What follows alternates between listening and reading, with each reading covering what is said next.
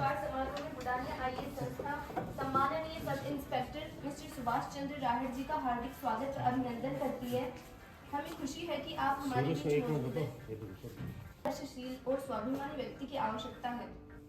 Subhash Rahar sir हमेशा से मुश्किल हालातों में कठिन परिश्रम करके भी अपने लक्ष्य के प्रति समर्पित रहे हैं। ऐसे जोश और स्वाभिमानी प्रवृत्ति से आज की युवा पीढ़ी को मार्गदर्शन लेने की अत्यंत आवश्यकता है। अब मैं विमला बुडानिया जी से निवेदन करती हूँ कि वो मंच पर उपस्थित होकर श्रीमान सुभाष चंद्र सर का स्वागत करें।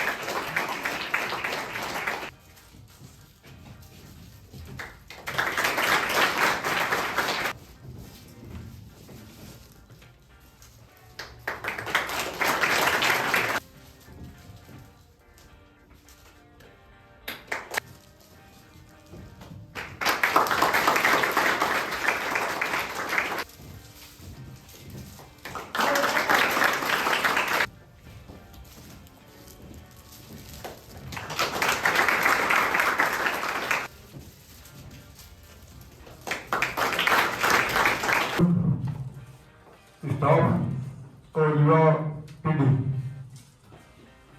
आज मेरे 4-5 जगह प्रोग्राम थे, लेकिन मैंने क्योंकि अभी खाटू मेले में भी जाना है तो उन सबको मैंने मना किया। लेकिन आप लोगों के लिए टाइम इसलिए निकाला कि ये बच्चे कंपटीशन की तैयारी कर रहे हैं और इनका ये संघर्ष का टाइम चल रहा है, तो इनके लिए अपने को टाइम निकालना जरूरी है। आप जिस पोस्ट के ऊपर जितनी ऊंची चोटी पे जाना है तो उतनी मेहनत भी मांगती है। ये नहीं कि आपका एम तो है आईएएस का, आरएस का या आईआरएस का या आरएस का, लेकिन आप सोचोगे मैं कोई छोटी मोटी पहाड़ी चढ़ के काम निकाल लूँ तो वो तो संभव नहीं है। जब एवरेस्ट पे चढ़ना है तो एवरेस्ट की तैयारी भी करनी है, और एवरेस्ट की तैयारी करोगे तो एवरेस्ट पे चढ़ पाओगे। कई बार असफल हो गए, कई बार फिर बाद में सफलता भी मिलेगी। मेरा ये मानना है खुद का कि संसार में यदि आदमी ठान ले, अपने दिमाग में एक एम कायम कर ले तो कुछ असंभव नहीं है। गरीबी थी ना, वो अव्वल दर्जे की गरीबी थी। वो लोग विपरीत परिस्थितियों में वो लोग गरीब लोग कर्जा लेके कैसे लेके मेहनत करते थे, कैसे आईएएस में सफल होते थे, ये किसी चमत्कार से कम नहीं है। जो लोग सत्तू खा करके भूख लगती है तो सत्तू पी करके जो लोग पढ़ाई कर रहे हैं गरीबी के सबसे निचले स्तर के ऊपर, बिहार पिछड़े राज्यों में से एक है सबसे हिंदुस्तान के, बिहार उड़ीसा, तो वो लोग कैसे आईएएस की इतने आईएएस निकले थे उस टाइम, तो अभी भी वो मिल जाएंगे आपको, देखोगे तो रिपोर्ट बिहार आईएएस होगा। तो आप तो राजस्थानी हो, आपकी तो जमीन में वो ताकत है जो आपको ऑटोमेटिक फ्री में मिल रही है। तो ये मेरे की भूमि है, जो राजस्थान की भूमि है, जो ये मुगल पता नहीं कहां तक पहुंचते। आज के टाइम में वो लोग, मैंने देखा है कि गंगा जी में से ऊपर से बह के आती हुई लकड़ियों को चौमासे में बरसात में निकाल के नदी में से इकट्ठा करते हैं, फिर सर्दियों में उस लकड़ी से तो जला के अपने घर चलाते थे। मैंने अपनी आंखों से देखा ही थी। वो लोग आईएएस में निकल रहे तो तुम राजस्थानी पीछे क्यों है? कहीं ना कहीं तो कोई कमी जरूर है। अपने आप बैकग्राउंड उठाओगे तो बहुत से अधिकारी आईएएस बने, जो पहले कोई ग्राम सेवक में थे, जोगाराम जी आप जानते हो, जो ग्राम सेवक से बने थे। एक खुले जी साहब थे, वो पहले टीचर में थे, फिर बाद में वो एसडीएम में निकले, फिर वो आईआरएस में गए। तो यहाँ तो टीचर से बनने वाले आईएएस होंगे, आईआरएस की तो लिस्ट ही बहुत लंबी है। मैंने डायरेक्ट आईएएस का पकड़ो, आईएएस का पकड़ो, जो मिलता पकड़ लिया। तो जो अपनी आर्थिक स्थिति साथ साथ जो खर्चा करवाओ तो बहुत नहीं बने, तो वो अपने पैरों पर खड़े होकर वो खर्चा भी निकाला और प्लस तैयारी भी की और वो निकल भी गए। तो ऐसा नहीं है कि मैं तो पूरी तैयारी करके पैसा पूरा जुगाड़ करके फिर तैयारी करूंगा, ऐसा कुछ नहीं है। यदि आदमी अपने दिमाग में ये ठान ले 45-46 साल की 47 साल की उम्र में मैं फौज से रिटायरमेंट लेकर के देखो आदमी का विश्वास उसका विश्वास से विजय प्राप्त होती है आपके दिमाग में। जब मैं पहले 1988 में फौज की भर्ती उस टाइम ये वैकेंसी बनी जानता था ये तो आपको इतना कंपटीशन है कि आप लोग 100% ला करके भी पिछड़ जाते हो। हमारे टाइम में दो ही चीज चलती थी पास और फेल। तो मेरी उम्र के जो भी लोग हैं उस टाइम यही होता था लड़का तेरा पास हुआ फेल तो पास हो गया तो बांट देते थे कोई गुड़गाड़ को पता साहब ज्यादा पैसे वाला तो लड़का ही बांट देता था। पास फेल के 2 सब्जेक्ट चलते थे पास और फेल। उस टाइम पे आपको इंटरेस्टिंग कहानी बताऊं मैं उस टाइम ये राजस्थान में पहले पीयूसी चलती थी 11वीं में कॉलेज में। तो जब मैं उसमें 11वीं में आया तो उस टाइम ये फर्स्ट ईयर ही था वो 1984 की बात है। 84 में ये आपका सीनियर सेकेंडरी शुरू हुई थी राजस्थान में फर्स्ट बार। तो उसमें मैंने एग्जाम दी तैयारी भी अच्छी करी और पेपर भी अच्छे हो। अब उस टाइम तो हमारे को अखबार भी देखना नहीं आता था कि रोल नंबर कैसे चेक करें कि पास हुए फेल हुए। तो हमारे गांव में एक बनियों का लड़का था कॉलेज में पढ़ता था सारे उसको मानते थे ये ज्यादा समझदार ज्यादा बुद्धिमान ज्यादा। तो गांव की दुकान पे अखबार आता था घरों में अखबार भी नहीं आते थे उस टाइम। तो गांव की दुकान पे अखबार आया तो सारे चीज का रिजल्ट आता था कि दुकान पे पूछते थे देखना भाई मेरा भी नंबर पास हुआ फेल। तो उसमें गुप्ता जी ने मेरा देखा वो कॉलेज में पढ़ता था तो उसने मेरा देख लिया कि तो पास में भी नहीं है। तो उसने देखा तो पास नहीं हुआ फेल हो गया। बोला ये सप्लीमेंट्री में देख ले बोला इसमें भी नहीं है। मैं घरवालों आके बोला मैं तो फेल हो गया। और उस टाइम की क्या है घरवालों की क्या है आजकल के बच्चे नहीं है जो घरवाले थोड़ा तो कर दे वो फुकार मार के मुंह फुला के बैठ गए। उस टाइम ढंग से खिंचाई होती थी। घरवाले घर का काम भी कराते थे खेती का काम भी करवाते थे और पढ़ाई तो आपको अपने स्पेशल टाइम में करनी पड़ती थी बोनस टाइम में। ना वो तो ये कहते वो काम करो वो काम करो वो काम करो वो काम कर। पढ़ने का तो कोई प्रॉब्लम ही नहीं था। वो तो हम स्कूल के मास्टर से डर के पढ़ते थे कि स्कूल में देते तो पूछेगा मारेगा और मारते थे। नीम की बेच रखते थे खूब हाथ ऐसे करवाते थे वैसे खूब लाल निशान। आजकल तो आप लोग नाम नहीं लेते घरवाले नाम नहीं लेते। घरवाले आजकल बच्चों से डरते हैं ये हालत है। मास्टर की यदि शिकायत घर में पहुंच जाती थी तो घरवाले खबर लेते थे उसकी। मास्टर की तो इतना रिस्पेक्ट था कि पूछो मत अध्यापक का सामने बोलना तो सपने में भी नहीं बोल सकते थे। नींद में भी सपना था तो उसमें भी नहीं बोल सकते थे कि अध्यापक जो अपने रिस्पेक्ट से नहीं बोले। घरवाले भी सब कुछ जो बताना थी साइन कर ली फेल हो गए तो हो गए। गया फिर स्कूल में जब खुली स्कूल कि भाई अपने दूसरी क्लास में पढ़ना है गया तो जाते मास्टर अध्यापकों ने दादर स्कूल की बात है जाते ही मेरे को अध्यापकों ने शुभकामनाएं देना शुरू कर दिया। अरे सुभाष बहुत बहुत धन्यवाद ये तुमने तो स्कूल का नाम रोशन कर दिया। मैं सोचा बेइज्जती करना है अपनी अपन तो फेल है तो फेल हो गया। पढ़ा तो बहुत था मैं मेहनत भी की थी लेकिन जिंदगी में तो फेल हो गया। अरे अपना फेल क्या गया तुझे फर्स्ट डिवीजन है। मैं बोला थोड़ा गाँव में सोचा ही नहीं कि कोई गाँव में फर्स्ट डिवीजन भी होता है क्या। मैंने मार कुटाई भी खाई और मैं तब फर्स्ट डिवीजन मार्कशीट लाया तब घरवालों ने अफसोस जाहिर किया कि ये बेचारा फर्स्ट डिवीजन लगे मार खाई इसने। तो वो टाइम था उस टाइम किसी को पता नहीं था कंपटीशन क्या होता है। एक ही चीज जानते थे फौज की भर्ती और वो भी धुंधुल में हर सोमवार में होती थी। रात को बेचारे खेतों में किसान फसल में पानी देते थे लड़के सुबह जाकर भर्ती में खड़े होते थे ये माहौल। तो उस टाइम भी मेरे को मैं आपकी मैं खुद की बात बताऊंगा दूसरी सुनी सुनाई बात में और खुद के अनुभव में बहुत फर्क होता है। खुद का अनुभव खुद की आंखें जो देखती है मैं उसी पे ज्यादा चलता हूँ बजाय किसी की उसके। कोई बात भी बताऊंगा तो कभी भी तो मैं अपने अनुभव की बताता हूँ मेरे से कई गुना। हम तो क्या चीज को मेरी बुआ की लड़की डॉक्टर बनी आज वो अमेरिका में है एक बुआ की लड़की है वो इंग्लैंड में है। तो मैंने अपने मेरी मिसेज ने कहा कि आपकी दोनों बहनें वो बुआ जी की लड़की दोनों इंग्लैंड अमेरिका डॉक्टर बनकर चली गई आप क्यों नहीं बने।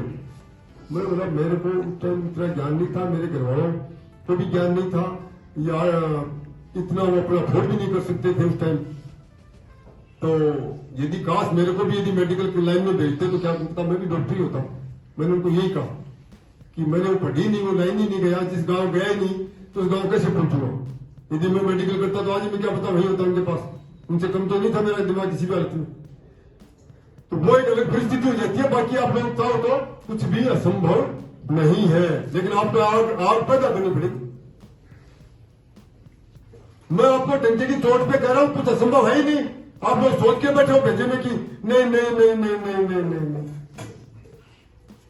फिर आपको भाई कोई ऊपर वाला भी आ जाए ना, तो वो भी आपको नया पार नहीं करा सकता। पांडवों के साथ खुद ईश्वर खड़ा था, कृष्ण साक्षात, फिर भी देखो उनसे अपनी मेहनत करवाई ना, मेहनत करवाए तो सफल हुए। तो भाई वो मेहनत तो ऊपर वाले को भी करनी पड़ती है। ये पृथ्वी है, ये भूलोक है। भूलोक में तो कर्म का यह सारा प्रधान। भूलोक में तो आपको कर्म करना पड़ेगा, तो ईश्वर आता है उसको भी कर्म करना पड़ता है। अपन बोलते खेत की मूड़ी है, कुछ असंभव नहीं है। आईएएस में नहीं होगा तो आरएस में होगा, आरएस में नहीं होगा तो फर्स्ट ग्रेड लेक्चरार में होगा, लेक्चरार में नहीं होगा तो किसी कंपनी के मैनेजर बनोगे। ये मेहनत आपकी बेकार नहीं जाती है, ये गारंटी है। बोर्ड पे लिखा लो मेरे को।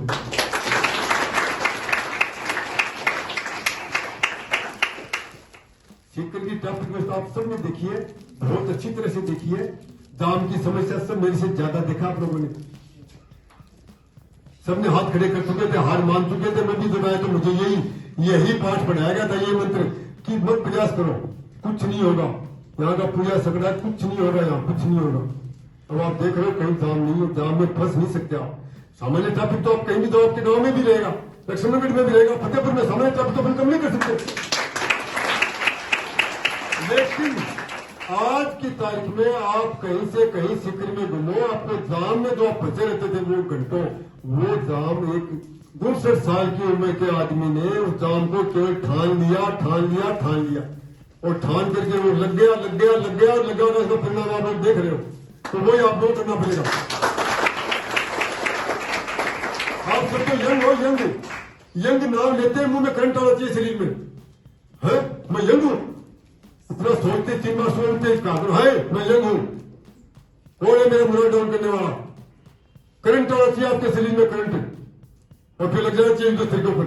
क्या है, किताबें तो पढ़नी आपको, कौन सी खाई खोदनी है। एक मजदूर बेचारा सुबह से शाम तक जमीन में पत्थरों में मिट्टी खोद रहा, 7वीं मंजिल 6वीं मंजिल के ऊपर सीमेंट का कट्टा लेकर के पीठ पे चढ़ रहा है। 500 रुपए की उसको ध्यान मिलती है। क्या करना आपको? किताबों के पन्ने तो पलटने हैं, फिजिकल तो कुछ नहीं आपका, मेंटली है सारा काम। ठानो तो सही, जब भी आपका मुराद डाउन हो, ये मेरी बातें पढ़ी सुन लेना। जिस दिन आपका मुराद डाउन हो, डिप्रेशन आने लगे, ये मेरी बातें सुन लेना। मैं तो हमेशा ये सोचता हूँ, जब मैं कभी कोई 19-20 बात आती है तो मैं अपने दिमाग में सोचता हूँ, यार जब ये काली चट्टाने पहाड़ों की पता नहीं लाखों वर्षों से पड़ी है, वहीं की वहीं मजबूती साथ डटी हुई, आंधी भी आई, बरसात भी आए, ओले भी आए, तो अपन तो इंसान है, अपन उनसे कमजोर थोड़ी, उन चट्टानों से। तो उनसे कमजोर करता हूँ अपना कंपटीशन पे, तो मेरा प्रेम तुरंत ऐसे फ्रेश हो जाता है, पूरा माइंड, पूरा शरीर एनर्जी से ठसाठस बढ़ जाता है। इतनी एनर्जी आती है कि पूछो मत। मतलब वो एनर्जी को कंट्रोल करना पड़ता है। अभी भी मैं आपसे बात कर रहा हूं तो मेरा पूरा शरीर जोश में भरा हुआ है। इतनी एनर्जी है कि वो निकलने के लिए बेताब है बाहर।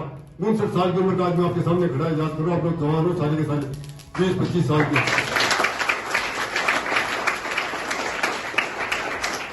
अपने एम को पूरा करने के लिए आप लोगों का खून खोलना चाहिए। जैसे कढ़ाई में तेल कैसे खोलता है, तेल, ये आपका खून खोलना चाहिए कि मुझे मेरा एम प्राप्त करना तो करना है। अरे तुम लोग इस युवा पीढ़ी में बुढ़े क्यों बन रहे हो? आप लोग, आप युवा हो क्यों भूलते हो? आप युवा हो, आप बुढ़ों की तरह व्यवहार कर रहे हो। मर गया, लुट गया, पिट गया। क्या मर गया, लुट गया, पिट गया? ये जितना ये घूम रहे, कोई तोहफा नहीं है, कोई राजस्थान के लोगों से ज्यादा समृद्ध नहीं है। निकाले ना उनका बैकग्राउंड, जो बाहर के अंदर स्टेट के उनका। किसी के पास इतने संस्कार नहीं है जो राजस्थान के अंदर है। किसी के खून में वो जोश और जज्बा नहीं है जो तुम्हारे राजस्थान की भूमि में है।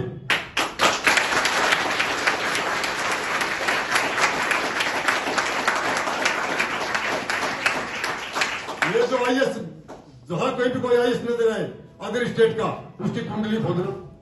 वो आपको अपनी कुंडली बता नहीं पाएगा। मैं कुछ अपवादों की बात नहीं करता, 10% की, लेकिन 90% आपको अपनी कुंडली बताने से कतराएंगे। केवल आज की पोजीशन दिखाएंगे। शर्म आती है, आज भी बहुत बुरा हाल है। हम उनसे बहुत कई गुना समृद्ध हैं, कई गुना आगे हैं उनसे। ये तो सब अपने डिप्रेशन में आ जाते हैं, इसलिए ये हार हूर सब ये डिप्रेशन का खेल है सारा। अपना मनोबल डाउन हो जाता है, डिप्रेशन में आ जाते हैं। थोड़ा सा सफलता मिली, डिप्रेशन में आ जाते हैं। इसको खत्म करो, इस चीज को। कुछ नहीं है, आपका वजन कुछ नहीं है। वो कहता हूं 10 किलो वजन आपका कुछ मायने नहीं रखता। आपकी हाइट 3 फीट है, कोई मायने नहीं है। आप में दृढ़ इच्छा शक्ति है, बल आपका एकदम मजबूत मन है, उद्देश्य कायम करना, नजर उसके ऊपर है। अर्जुन की तरह वो आग के ऊपर नजर मछली की।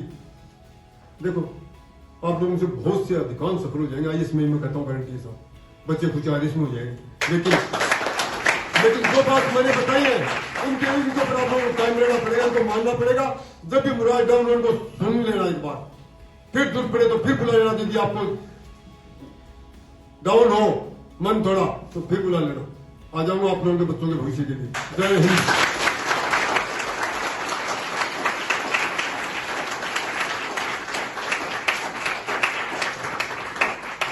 तीन बार भारत माता की जय बोलेंगे। भारत माता की जय, भारत माता की जय, भारत माता की। जैसा कि सर ने कहा, वर्तमान समय में असंभव कुछ नहीं है।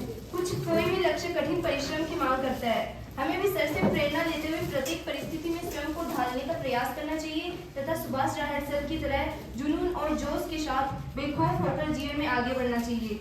सर के जीवन से हमें प्रेरणा लेने की अत्यंत आवश्यकता है, क्योंकि सदैव से इन्हें नंबर 1 पोजीशन में रहने की ललक रही है। ऐसी ललक, जुनून का होना प्रत्येक मनुष्य के जीवन में आवश्यक है। जब स्वयं के मन में कुछ पाने की जिद होती है तो इस जिद में कोई भी बाधा रोक नहीं सकती है, बल्कि एक आत्मिक शक्ति सदैव हमारे साथ रहती है जो लक्ष्य प्राप्ति में हमारी सहायता करती है। सभी को ईमानदारी से कठिन परिश्रम करते हुए धैर्य बनाकर अपनी दृढ़ इच्छा शक्ति से केवल कर्म करना चाहिए, फल की चिंता नहीं करनी चाहिए। वेलफेयर फाउंडेशन की तरफ से शिक्षा किट दान अभियान आयोजित करा रही है, जो 2 फरवरी से 16 फरवरी 2025 तक संचालित है। इस अभियान से हम अपेक्षा करते हैं कि notebook, pen, pencil, school bag, tiffin, water bottle, stationery इत्यादि का सामान वितरण किया जाता है।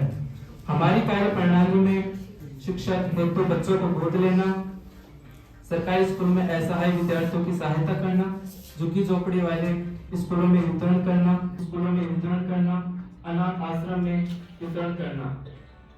इसके जो संचालक हैं CSR प्रमुख विशाल शर्मा, CSR प्रमुख तनिषा चौधरी हैं। मैं पधारे हुए अतिथि महोदय से निवेदन करता हूँ और कि वे स्टेज पर आकर हमारे इस कार्यक्रम का पोस्टर लॉन्चर करें। CSR प्रमुख चारू।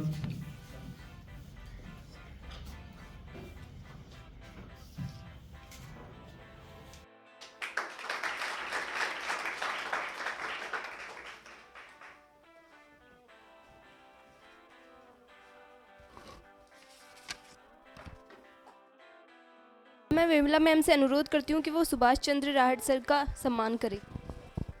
एक बार जोरदार तालियां हो जाए सर के लिए।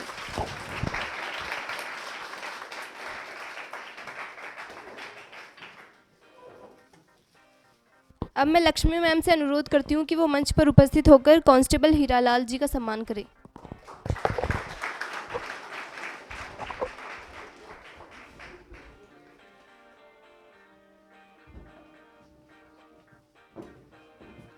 हेड कांस्टेबल प्रहलाद सर से अनुरोध है कि वो मंच पर आए।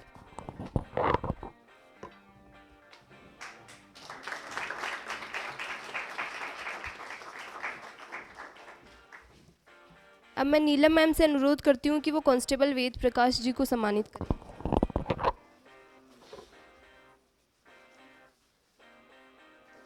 अब मैं चारुल सिंह सिसोदिया और सुमित कनवाल से रिक्वेस्ट करती हूँ कि वो कांस्टेबल गोपाल सिंह का सम्मान करें।